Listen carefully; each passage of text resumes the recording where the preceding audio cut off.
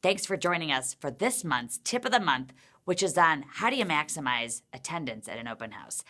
And, I can tell you from experience that the open house can be and should be your most profitable and most productive 2 to 3 hours of your week if you properly plan, choose the right property, and then drive traffic to the open house. So how do you drive traffic to the open house and get the most exposure? Well, you post it on Facebook and send out a Facebook ad, and you will get a lot of traffic at that open house.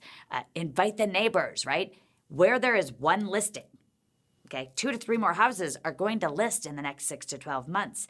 Purposefully invite those neighbors. They are going to come to your open house, even if you invite them an hour before.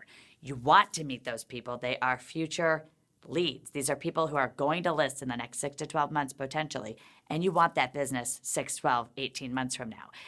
Other ways that you can maximize your open house is to send target postcards out to the move-up buyer.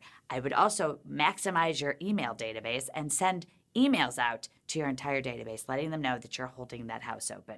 Remember, don't just do the open house to make the seller happy, but use it as one of the best and most original lead generation tools, offline lead tools that we have in our industry. If you're just doing the open house to make the seller happy, then you're going to get probably a negative outcome. If you're there to maximize that house and learn how to create more relationships with more people and put more people on your goldmine pipeline, you'll be making it the best 2 to 3 hours and the most profitable 2 to 3 hours of your week. I'm Sherri Johnson. Thanks for joining us on this month's Tip of the Month. I'll see you next month. You rock.